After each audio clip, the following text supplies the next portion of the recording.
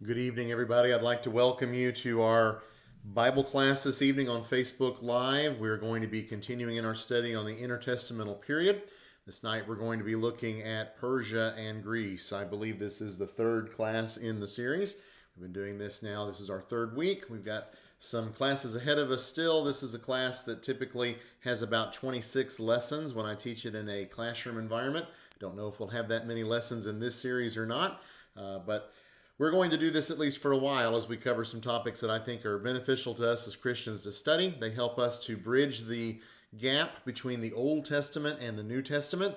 All the changes of a political nature, all the changes of a cultural nature that take place during that intertestamental period. That's why we're doing this class, to give us an opportunity to study these things a little bit more. If you are following us on Facebook Live, my wife is sitting here right next to me in my home studio. If you've got some questions that you'd like to ask me during the class, just type those in the comments of this live feed. She'll see it, she'll show it to me, and I'll try to answer those questions. We haven't had any questions so far in these classes, but that possibility is there for you to do that if you'd like to. Just type them in, she'll see them. She's just watching that feed there, and she'll let me have those questions. We're going to use our Bibles a little bit this evening as we get to the end of the class, but for the first part of the class, we're just going to be talking about a lot of history, the history of the conflict between Persia and Greece.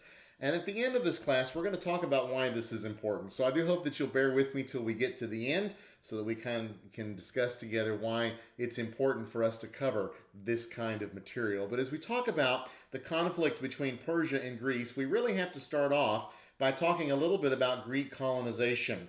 Of course, we probably could all pinpoint Greece on a map if we had a map of Europe. We could find Greece there in the eastern Mediterranean. What a lot of us may not know is that the Greeks in the ancient period had established a lot of colonies outside of Greece. Now, some of this was due to migration, but there was also direct establishment of colonies. So home cities like Athens and Eretria would actually send some of their citizens to other parts of the Mediterranean and even beyond, and would establish colonies that then would be under control, theoretically, of the mother city. Eventually, they gained a certain amount of their own control, but they maintained ties back to those cities that had sent them out. So we have migration that's going on in the Greek world. We also have these colonies that are being established around the Mediterranean, like I said, elsewhere as well. We're going to see a map of that in just a moment. But the areas of Greek settlement in the ancient period included, of course, Greece proper. And we need to throw in that the islands of Crete and Cyprus, because these are areas that were settled by Greeks as well. Greeks also settled in Sicily and in southern Italy. There are some ruins in southern Italy and Sicily that come from the Greek period. So they managed to go west in the Mediterranean. They also then went farther west in the Mediterranean and established colonies in what are today southern France and northern Spain. But then towards the east, or maybe towards the northeast, I should say, they established colonies around the Black Sea. Not an area that we usually would think of as a place for Greeks to be settling, but they did settle. We'll see a map in just a minute. They had a lot of colonies around the shores of the Black Sea. But significantly, for our purposes this evening, the Greeks also colonized Western Asia Minor, including a region that's called Ionia. And it's this area in Western Asia Minor and this area that we call Ionia that's going to be really significant for what's going to happen between the Greeks and the Persians. Now, having said all that, I do want to say that it is a complicated history and it's beyond the scope of this study. This isn't going to be a class where we just go into a whole lot of Greek history beyond how it relates to what's going on with Persia. So let me go ahead and pull up that map of areas that are being colonized in the Mediterranean. And you see two colors on the map. You see purple. Purple is not something we're going to be dealing with at all this evening, but those are areas of Phoenician colonization, Phoenician settlement. But if you're looking on that map, and I realize that may be hard to see on your screens, but if you're looking on that map and you're seeing areas that are shaded in green, those are areas that were being settled by Greeks. Of course, we have in the area that we would think of, Greece, being heavily green because it's settled by Greek people. But we also see across the Mediterranean green areas as well. Crete is in green, Cyprus is in green. And then if you look along the shores of the Black Sea, right up here, you see all those green colonies as well, and other places in Asia Minor. So the Greeks are settling all over the place in the Mediterranean. But it's this area right down here that we're going to come back to, where they are going to come into conflict with the Persian Empire. So let's talk a little bit about that area, about Ionia. Ionia includes the western coastal areas of Asia Minor, those that we just highlighted on the map. These cities had been established long before the Persians came along, but they eventually fell under Lydian control when Croesus was king. And so those dates, by the way, are wrong. I'm sitting here looking at them and realizing those dates completely got past me, and those are the wrong dates. So just ignore those dates on that screen. I'll have to correct those later. But the cities of Ionia fell under Lydian control, and because Lydia is then going to be conquered by the Persians, specifically Cyrus, who we talked about last week, these Ionian cities, as well as other Greek cities, are going to come under Persian control. So they're under Lydia. Lydia gets conquered by Persia, and so they, in fact, become a part of the Persian Empire. Now, Persia is going to administer them a little bit differently than they administer other areas. They administer them through native tyrants who are responsible to the Persian satrap. And so the cities at least maintained an appearance somewhat of being, well, like they had been before, but the people that are ruling over them are tyrants, and they're responsible to the Persian satrap. So whatever illusions the Greeks may have of their independence are just that. They're just illusions. They're clearly under Persian control. Well, the Greeks aren't going to be particularly happy with that. Let's pull up that map again, and here circled in red, this is the area of Ionia, where events are going to take a turn for the worse, and it's going to lead to conflict within the Persian Empire, and then eventually between Persia and Greece itself. And so let's talk a little bit about that. It's the Ionian Revolt. The revolt begins in 499 BC when Darius I is king of Persia. Now, the revolt in Ionia ends up being supported by two significant cities in Greece proper, the cities of Athens and Eretria.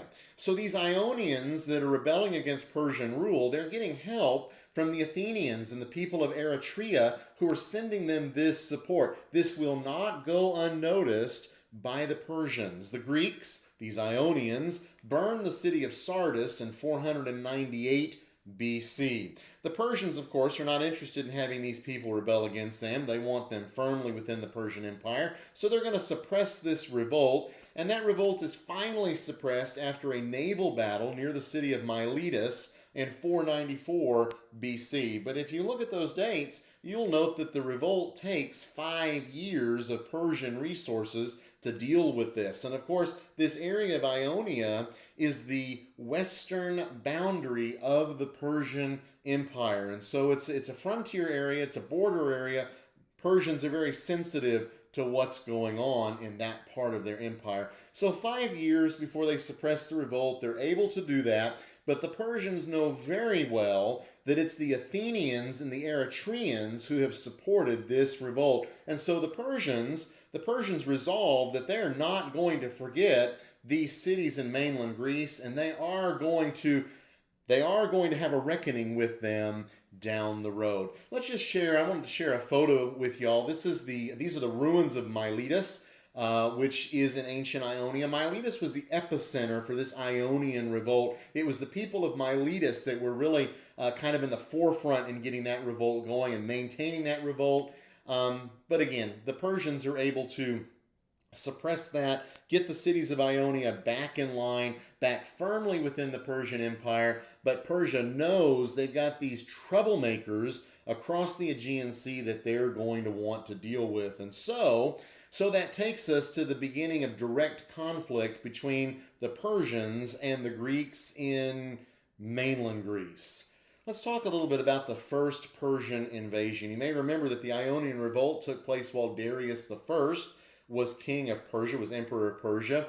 Herodotus tells us that Darius appointed one of his servants, one of his attendants, to repeat to him 3 times whenever his dinner was served, "My lord, remember the Athenians." And so here's Darius in his palace. Every time dinner is served, he had a servant or an attendant who was supposed to tell him 3 times, "My lord, remember the Athenians. Don't forget these folks. over there just beyond our borders. Don't forget what they did. Now, I will tell you, this is one of those stories of history that sounds really, really good. It makes it easy to remember what's going on. I don't know whether Darius really did that or not, but Herodotus at least tells us that he did. Well, in 492, the invasion of Greece begins. This is just a couple of years after the suppression of the Ionian revolt. So once Ionia is back in the fold, if you will, Greece is now going to be invaded by Persia. Persia recognizes this threat. They may have peace now in Ionia, but so long as the Greeks are over there, the Greeks are going to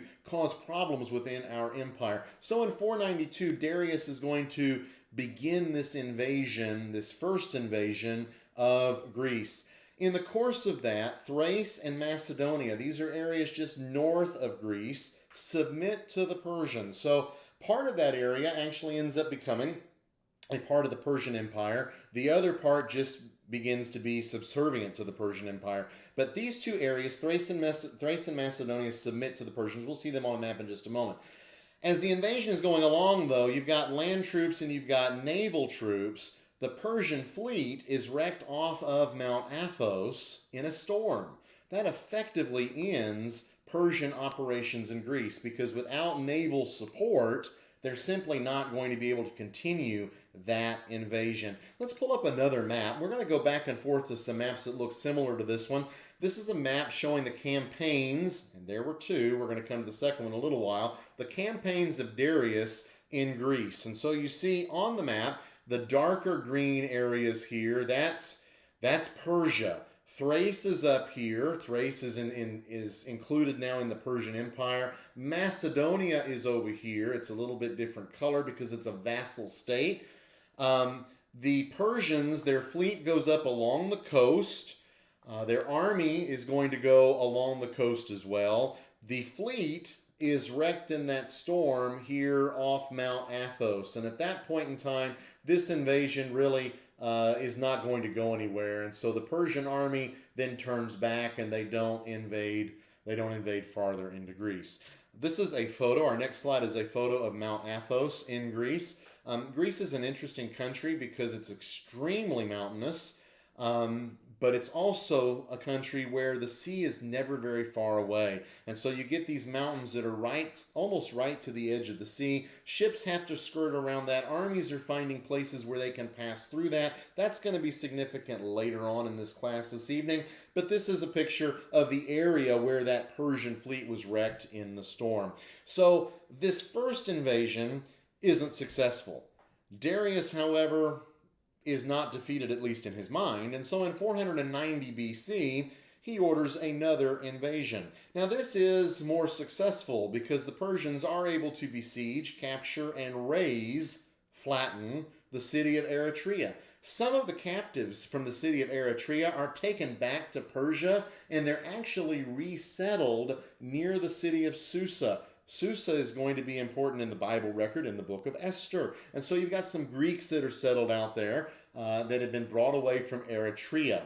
The Athenians, however, are much more lucky, if you will, or much more successful against the Persians because they're able to defeat the Persian army at a place called Marathon, which is located 26 miles from Athens. Of course, the story it's told is that a runner from the battle runs to Athens with the news that the Persians have been defeated, and he collapses and dies once he reaches the city. And so today, people have this habit of running 26 miles, and it's called a marathon, commemorating the distance that this runner ran from Marathon to Athens. But what's important beyond that story is that the Persian army is defeated. And so the Greeks are going to remain, at least the Athenians are going to remain, and the other city-states of Greece as well, are going to remain free of Persian, at least armies, for a while. Now Darius, you have to admire his stubbornness because he's invaded once and it was a failure. He's invaded twice and it was partially a failure. Well, he decides he's going to invade yet again, but he has to quell a revolt in Egypt instead, and then dies in the year 486 BC and is not able to mount that next invasion of Greece. But instead of Darius invading Greece is going to be left to Xerxes, his son. All right, let's pull up another map just to go over this again. We talked about the northern invasion up there. That's that invasion that ends with the fleet being wrecked off Mount Athos. The second invasion ends up coming across the Aegean. They land here in this part of Greece. The city of Eretria is right there in the middle of that circle. That city is razed. It's completely destroyed. The population is carried off. Then the Persians are defeated at Marathon. That's not very far away from Eretria. And Athens is saved. And so the Persians have to leave Greece yet again. Another photo to share with you. This is at the battlefield of Marathon. This is the Athenian tumulus. A tumulus is just a fancy word for a burial mound. And so the burial mound here at Marathon actually entombs the bodies of the 192 Athenians who fell at this battle. Now, this is a little unusual for Greeks because Greeks usually burned their dead. You may remember that from the stories of Homer. That was the typical thing to do. The Greeks would burn their dead. This is unusual because the dead are actually buried there at the tumulus. And if you happen to be able to visit Greece one day and you make it to Marathon, you can see that for yourself. All right, so Darius's invasions are unsuccessful. His plans are unsuccessful because he has to deal with Egypt, and he ends up dying before he can do anything else. So as I indicated, the Greeks are going to be left to his son Xerxes. And so that gets us to the second Persian invasion. This invasion begins in 480 BC. Xerxes crosses the Hellespont. The Hellespont is the narrow waterway that separates Asia Minor from Europe. He's going to get his army across the Hellespont. He's going to do that on pontoon bridges. He had a huge army. It probably numbered about 200,000 soldiers plus a naval fleet. He builds his pontoon bridges to get across the Hellespont. The first bridges that are built, a storm wrecks. Xerxes is undaunted. He builds another set of pontoon bridges. This time he's able to get his army across. They're now in Europe, and they can now move along the coast while his fleet shadows them and follows them down the coast as well. The second Persian invasion is going to, the significant battle that we remember is the battle at Thermopylae. And we're going to talk a little bit about this because it's kind of an interesting point in history as to what's going on between the Greeks and the Persians. The Persians come to Thermopylae and they are able to win at Thermopylae, and then they're able to continue on with their goal of getting to Athens. And so let's pull up another map. It looks an awful lot like that other one that we showed, but it is different because it shows what Xerxes is doing. So again, you see Thrace and Macedonia that are kind of under Persian control. Part of it's a part of the empire. The other part is a vassal state. So let's say I'm going to turn this over to a red dot. There we go. So the Hellespont is right here. And so it's that little narrow waterway where Xerxes is going to build these pontoon bridges to get his army across. They're then going to continue on land. They go through Thrace, down into Macedonia, and then they invade the northern sections of Greece proper. Meanwhile, his fleet follows along the coast. That's the dark blue lines. The Persian army then arrives at Thermopylae, and I'm showing that just where that red dot is. We're going to zoom into that in just a moment. Just pull up the next map and let's go ahead and do that. So the Persian army is moving along down, and they get to Thermopylae, and it's at Thermopylae where they're going to fight this very significant battle. If the name Thermopylae is not familiar to you, it might be familiar if I talk about the 300 Spartans. That's going to probably spark a little bit more memory about what's going on here, because the 300 Spartans and what they did, their story is the Battle of Thermopylae. So the Persians get down to Thermopylae. Thermopylae is a narrow pass. Let me pull up yet another map showing the area around Thermopylae. So you've got the Persians up here in the north. That's their camp. The Spartans, along with another 7,000 or so Greeks, are in this part of the pass. These are all mountains down here in this area. The pass itself is very, very narrow. As a matter of fact, if you look right here where that red bar is, the Phocian Wall, that was a wall that was erected by the Greeks as a defensive measure. it measured 49 feet across. So the pass here at Thermopylae is 49 feet across. The Persians come up. They have this huge army. They've crossed the Hellespont with 200,000 men. The Greeks are at Thermopylae with about 7,000.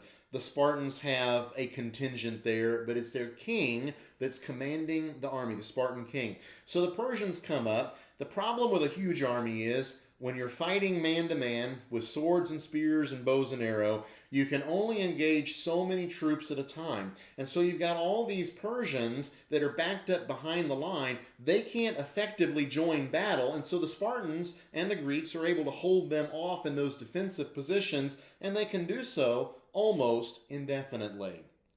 The Persians, however, had a stroke of good luck or good fortune, however you might want to call that, and that is that a Greek was bought who showed them that there is actually a pass that goes through the mountains and actually ends up on the far side of the Spartan defensive position. And so this Greek is bought off. He leads a Persian contingent. He shows them where to go. They go up through the mountains, cross down behind the Greeks, and now the Greeks find themselves cut off. There's no resupply at this point because they've got Persians in front of them. They've got Persians behind them. The Persian fleet is out there in the ocean as well. These folks are now surrounded on all sides. What are they going to do? Well, let's pull up a picture of Thermopylae today. This is the Gulf of Malis. And if you're looking on that picture, you're saying, well, where's the ocean? And that sure looks like it's a lot wider than 49 feet. You would be correct. The Gulf of Malis has silted up considerably since the battle. At the time of the battle, though, the pass was 49 feet across. That roadway that you see in the map is actually following that ancient pass. It's very interesting to me that in a lot of places of the world today, modern roads follow the same path that ancient roads had followed for centuries. And this position here at Thermopylae is no different. This is an area where you can go easily around the mountains. You see there on the left side of the screen, those very high mountains that are going to block the Persians, except they find the way around. Well, when the Persians arrived on the scene of battle, they issued an order to the Greeks. They told the Greeks, lay down your arms, just surrender. You don't have a chance. There's 7,000 of you. There's 200,000 of us, or however many of us there are. I imagine they said there are more of us than you can even possibly imagine, something to that effect. The Greek reply was two words in Greek, molon labe, which in Greek meant come and take. And so their response at Thermopylae was, you're telling us to lay down our arms. If you want our arms, you're going to have to come and take them. Well, that's a nice phrase of defiance, and of course the Spartans are going to hold the pass for as long as they possibly can. If you are from Texas, you might know that at Gonzales, during our Texas Revolution, when the Mexican army came to collect the cannon at Gonzales, the Texas army had a flag, or the Texans that were there, the settlers had a flag with a cannon on it with the words, come and take it.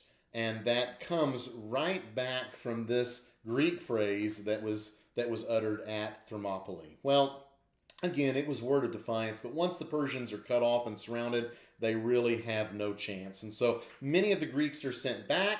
There's about 1,000 that are left, including 300 Spartans. They all die to the man, holding back as long as they can the Persian advance force. So let's pull up that map again. You'll find up there in the top of the map, let me highlight that for you, the pass at Thermopylae. Once they've passed that, then they're able to continue on into Greece, farther south into Greece. And, of course, their goal is the city of Athens. And so in 480, during this first year of the invasion, once the Athenians know the Persians are coming, the population of the city of Athens is evacuated. So all the people are taken away, so they're not going to be killed and captured by the Persians. The Persians then come upon Athens. There's nobody there. So they capture the city and they burn the city. Now, I would just point out that something that we're going to talk about when we talk about Alexander the Great, which is our next class, is that Alexander is going to burn that great city, that great Persian city, Persepolis. He's going to burn it about 100 years later. It's as an act of revenge for the Persians having burned Athens. Folks, in this part of the world and at this time had very long memories. And so Alexander does that in retaliation for what the Persians had done at Athens. So the Persians take Athens, they burn the city of Athens. The population of Athens is not there, and significantly, the Greek fleet is not there either. And so the Greek fleet and the Persian fleet, well, they're not captured, I should say. They are there, but they're not captured. The Persian fleet and the Greek fleet are then going to meet in battle.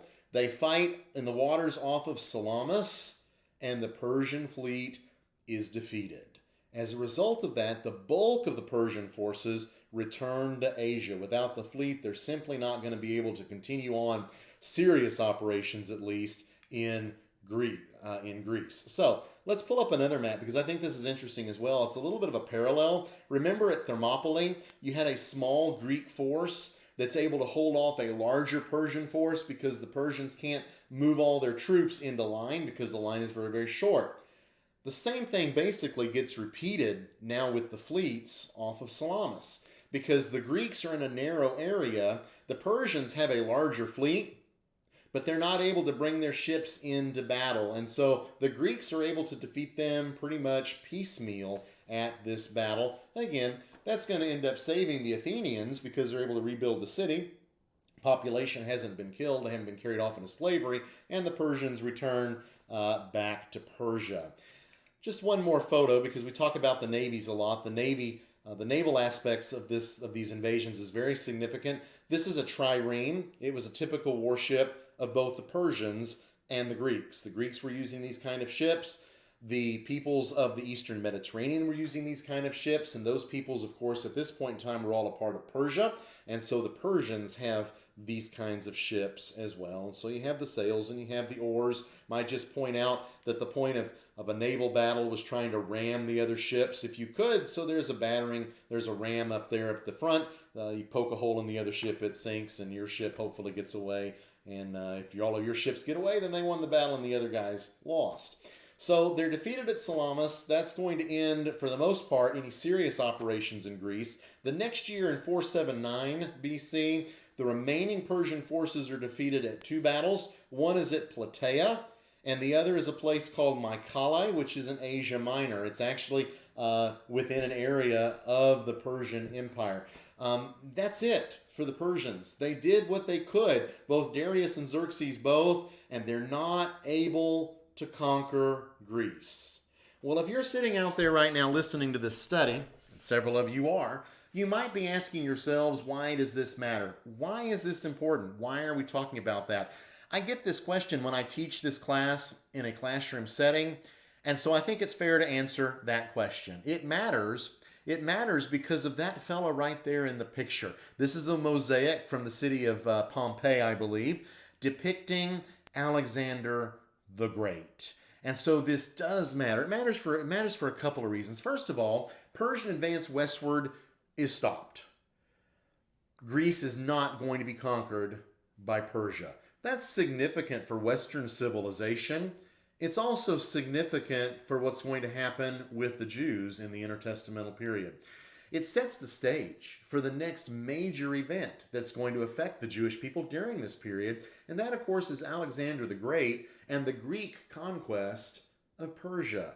And so it matters because it moves us down the history a little bit, but it gets us to where now it isn't Persians who are going to be over the Jews. It's going to be Greeks who are going to be over the Jews. That's going to be our topic for our class next week. But there is something else that I want us to talk about this evening before we finish the class, and that is how this figures in to the chronology of Xerxes and Esther, chapters 1 and 2. Now, you may remember from last week, we talked about Xerxes. We talked about the fact that in the Bible, he's called Ahasuerus. That's his name in the book of Esther. But the king that we're talking about is Xerxes. And so I typically just refer to him as Xerxes. Even when I read the text, I refer to him as Xerxes because it's just a whole lot easier for me to pronounce than the name Ahasuerus. But there's some chronology that goes on in this story. And Esther, the story of Esther, kind of gives us some insight into the character of Xerxes and about things that are going on at the Persian court. So let's just talk about this for just a moment. First of all, in November of 486 BC, Xerxes becomes king. Darius dies. His son Xerxes becomes king. Xerxes is 32 years old. Greece is still a problem. Daddy couldn't conquer Greece. Xerxes is going to take his try at it in his time. But of course, as a new king, he has to get things consolidated. He can't do that right away. He has to make sure that his throne is secure. And so a certain number of years are going to pass. So in 482 to 481 BC, we read in Esther chapter 1 about a feast. It's in Xerxes' third year. It lasts 180 plus 7 days. So it's a feast that lasts 6 months plus 7 days.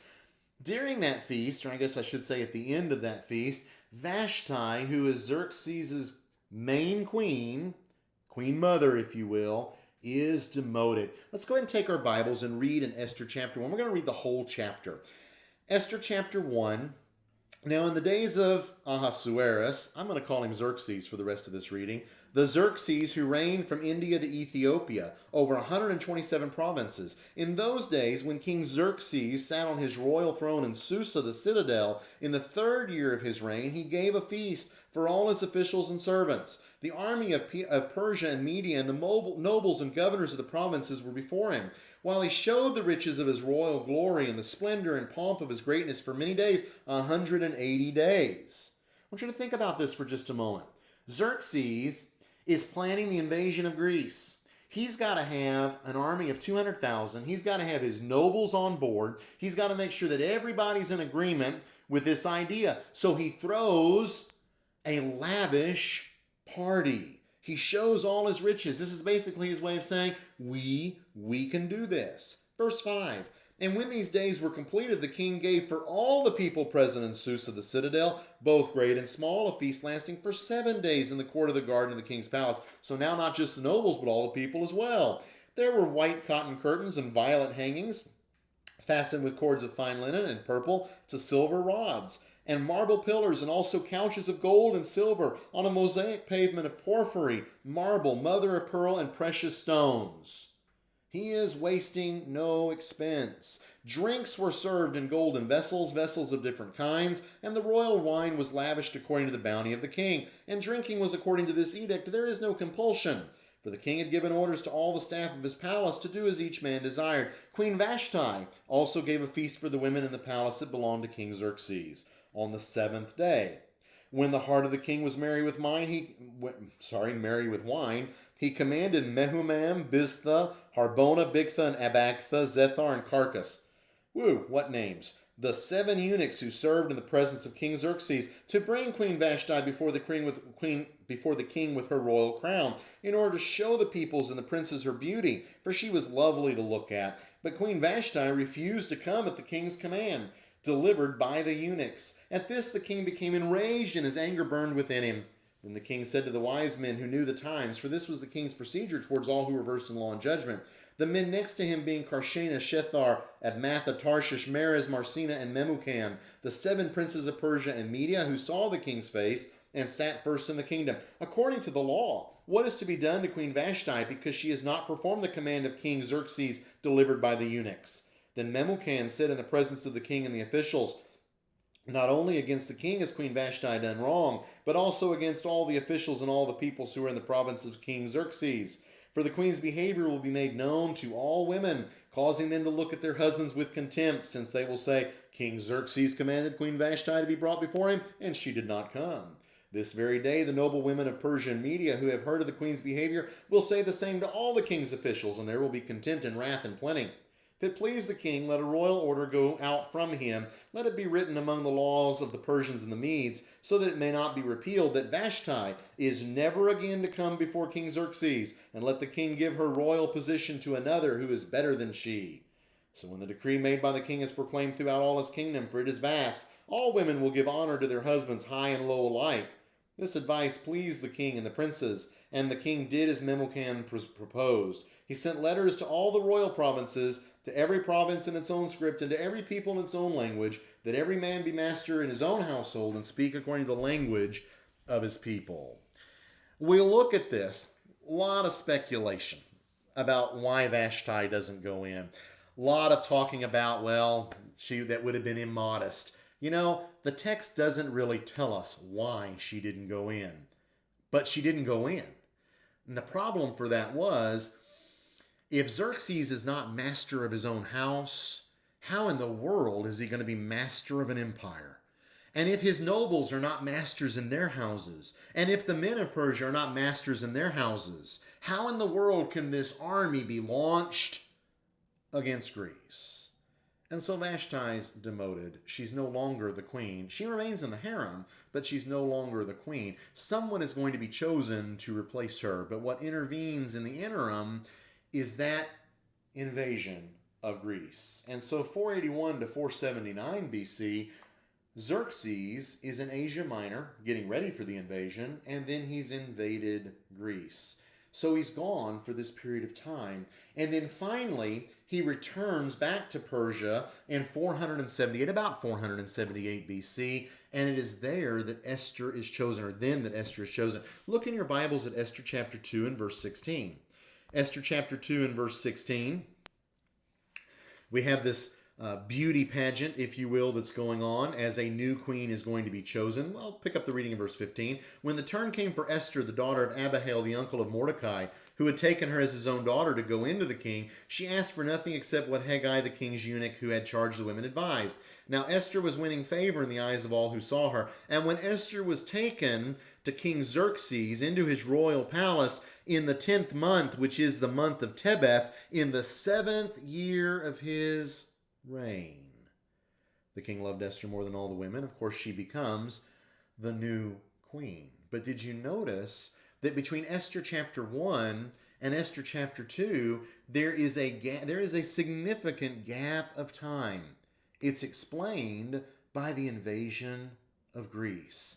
And so this conflict that's going on here between Persia and Greece not only sets the stage for Alexander the Great, but it also explains what's going on here in the book of Esther and why there's this long gap between these passages. That's all that I had planned to share with you all this evening. I'm looking and asking my wife whether we had any questions, and she's telling me no. So we didn't have any questions. I do want to pull up one last slide because I've used some maps this evening that I really like a whole lot, and I got those from a site called the maparchive.com, and they generously gave me permission to use these in this presentation. And so if you like to use Bible maps in various ways in your Bible classes, you might check out the maparchive.com. You can purchase some maps there and then use those perhaps in your classroom. Now, next week we're going to continue on in the intertestamental period. Next week on Thursday at 7 p.m., we're going to talk about Alexander's empire and how Alexander conquers the Persian Empire. So I hope you'll come back and join us for that study next week as well. Again, next week on Thursday at 7 p.m. I wish all of you a good evening. I hope that you will stay safe and stay well. Tune in next week if you have time. If you're a member at North Beach, I might just remind you that Sunday morning at 10 a.m. we'll be live streaming our services again. You can find those on livestream.com/NBCOC. Hope all of you have a good evening and a good rest of your week. Thank you again, and good night.